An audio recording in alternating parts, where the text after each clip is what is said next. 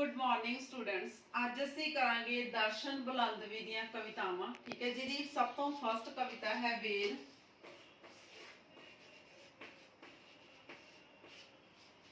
Well कविता की प्रशंसित व्याख्या करांगे। ठीक है, जिहदे विच मतलब वेल नूं एक परिवार का प्रतीक मन्निया गया। ठीक है, जिहड़ा कि अपनी जन्म भौ नूं छड्ड के प्रदेश विच जा चुका ते समा बीतण दे नाल नाल जिहड़ी उहदी जड़ आ मतलब जिहड़ा उहदा संबंध आ परिवार दे नाल ओह हौली हौली टुटदा जा रहा।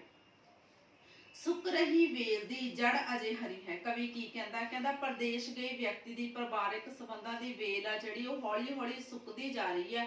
कहता बेशक उहदी जड़ आ जिहड़ी ओह अजे भी देश दे विच उसे तरह ही हरी है। अजे भी सारे घर च इहदी डुलदी हरियाली है। कहता अजे भी सारे घर दे विच इहदी हरियाली भी कायम हुई हुई है। पतझड़ हटाउंदी अजे भी हो रही है प्रगट। कहती जिहड़ी ये विछोड़ा वा जिहड़ा मतलब पतझड़ नूं हंडा रहा। कहता वो अज भी जिहड़ी जड़ आ वो कायम हो रही है।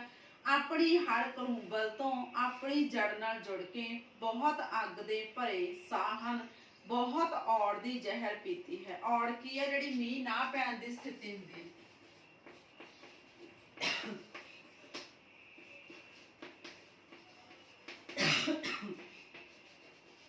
पैन की स्थिति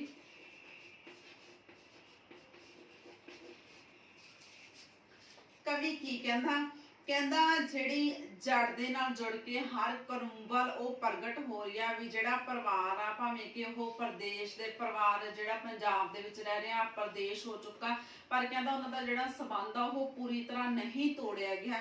कहता बेशक उन्होंने औखे दिन गुजारे आ बहुत अग दे साह भरे बहुत औखे दिन गुजारे आ बहुत औड़ दी जहर पीती है मतलब विछोड़े दी जहर नूं सहन कीता। एदी पीली शाख तो जद कोई पत्ता अचानक डिगदा है। पीली शाख तो मतलब घर परिवार तो जदों कोई घर दा जी है जिहड़ा चले जांदा तां डिगदे दा जाल मेरे अंगां ते विछदा है। कहंदा जदों घर दा जी चले जांदा तां मेरे अंदर बहुत दुख दीयां भावनावां पैदा हुंदियां। जिउण दा पहिया रुकदा है अंदरों कौड़ा धुआं उठदा। कहंदा इस तरह लगदा भी जिवें जाल दा जिहड़ा अंगां ते विछ गया होवे। कहंदा जिस तरह जीवन जिउण दा पहिया जिहड़ा रुक जांदा ते साडे मूँह दे अंदरों कौड़ा धुआं निकलदा होवे दुखां दा धुआं निकलदा होवे। मैं चिंता तिर होया वेल दी मिट्टी जरखेज करदा हां। कहंदा जदों भी परिवार दी वेल दे विचों कोई पत्ता डिगदा कोई जी मर जांदा छड्ड के चला जांदा। कहंदा मैं फिकर हो के इस मिट्टी नूं जरखेज करन दी उपजाऊ करन दी कोशिश करदा हां। डिगदी नूं थंमणा दिंदा हां। इस डिगदे परिवार नूं मैं सहारा दिंदा हां। घर आया मेहमान वेल वल वेख के पुछदा है सब खैरियत है ना। कहंदा जदों घर कोई भी मेहमान आंदा तां ओह इह वेख के पुछदा परिवार नूं वेख के पुछदा भी सारा कुछ ठीक ठाक है कि नहीं है।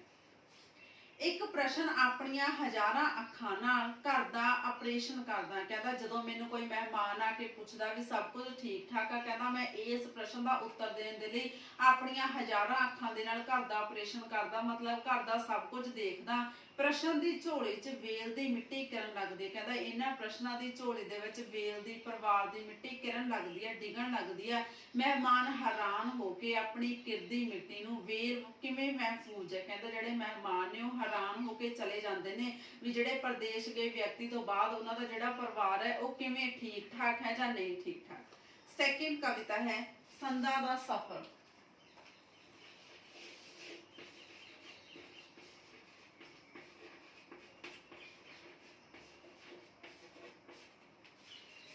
संदा दे सफर दे विच गल कीती है कवि ने भी जिहड़ा मनुख आ ओह अपने जीवन दीयां लोड़ां नूं पूरियां करन दे लई जीवन दे संघर्ष नूं गुजारन दे लई संदा नूं फड़ के काम करदा मेहनत करदा। ठीक है, उहदा जिक्र कीता गया।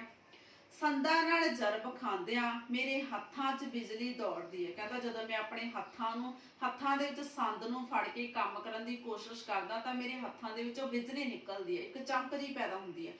मेरे डोलियां 'च वजदे हन नगारे। कहता जदों मैं संदा नूं चला के मेहनत करदा तां मेरे डोलियां दे विच नगारे वजदे ने मेरे डोले भी हिलजुल करदे ने।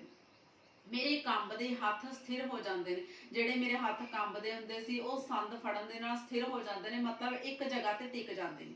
नाड़ा च दौड़दा है तेज लहू टुटदा है हर अलंग फासला। कहता मेरे नाड़ां दे विच तेज लहू डोलदा है लहू डोलदा है। कहता अलंग फैसला एक मतलब कहता जिस नूं लंघिया ना जा सके इस तरह का फासला पैदा हो जाता।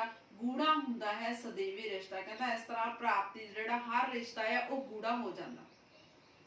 ਖਰਾਦ ਚੜੇ ਲੋਹੇ ਵਾਂਗ ਦੇਹ ਚੋਂ ਨਿਕਲਦੇ ਹਨ ਚੰਗਿਆੜੀ। ਕਹਿੰਦਾ ਜਿਵੇਂ ਖਰਾਦ ਤੇ ਲੋਹਾ ਚੜਿਆ ਹੁੰਦਾ, ਜਦੋਂ ਮੈਂ ਸੰਦਾਂ ਨੂੰ ਚਲਾ ਰਿਹਾ ਤਾਂ ਮੇਰੇ ਸਰੀਰ ਦੇ ਵਿੱਚੋਂ ਅੰਗਿਆੜੇ ਨਿਕਲਦੇ ਆ।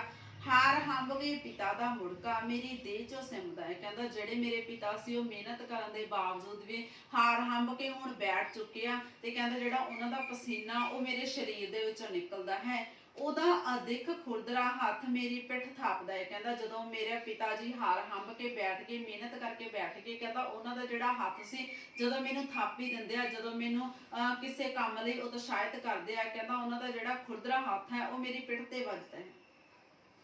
ਮੈਂ ਮੁੜਕੇ ਨਾ ਤਰ ਹੋਇਆ ਕਦੇ ਵਿੰਗੇ ਟੇਡੇ ਟਾਣ ਚੋਂ। ਕਹਿੰਦਾ ਮੈਂ ਹੱਥਾਂ ਦੇ ਵਿੱਚ ਸੰਦ ਫੜ ਕੇ ਕੰਮ ਕਰਦਾ, ਕਹਿੰਦਾ ਮੁੜਕੇ ਦੇ ਨਾਲ ਭਿੱਜਿਆ ਹੋਇਆ ਟੇਡੇ ਵਿੰਗੇ ਟਾਣਾਂ ਨੂੰ ਦੇਖਦਾ ਹੋਇਆ ਸਮਝਣ ਦੀ ਕੋਸ਼ਿਸ਼ ਕਰਦਾ। ਕੋਈ ਫਰਨੀਚਰ ਤਲਾਸ਼ਦਾ, ਕਹਿੰਦਾ ਕੋਈ ਫਰਨੀਚਰ ਲੱਭਦਾ ਜਿਹਦੇ ਤੋਂ ਮੈਨੂੰ ਲੱਕੜੀ ਦੀ ਕੋਈ ਨਵੀਂ ਚੀਜ਼ ਬਣਾ ਸਕਾਂ।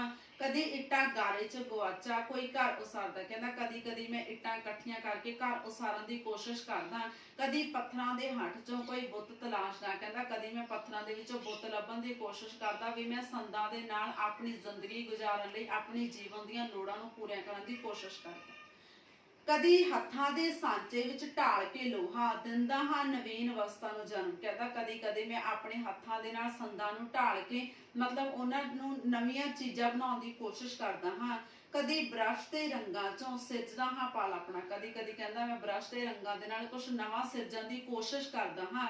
ਕਦੀ ਕੱਢ ਕੇ ਸਿਆਲ ਡੂੰਘਾ ਆਪਣੇ ਨਾਲ ਤੋੜ ਲੈਂਦਾ ਹਾਂ ਆਪਣੇ ਬੀਜ ਦੇ ਸਫ਼ਰ ਨੂੰ। ਕਹਿੰਦਾ ਕਦੀ ਕਦੀ ਮੈਂ ਜ਼ਮੀਨ ਦੇ ਵਿੱਚੋਂ ਡੂੰਘਾ ਸਿਆੜ ਕੱਢ ਕੇ ਆਪਣੇ ਬੀਜ ਦੇ ਸਫ਼ਰ ਨੂੰ ਤੋੜਨ ਦੀ ਕੋਸ਼ਿਸ਼ ਕਰਦਾ, ਅਰਥਾਤ ਨਵੀਂ ਸਿਰਜਣਾ ਕਰਨ ਦੀ ਕੋਸ਼ਿਸ਼ ਕਰਦਾ।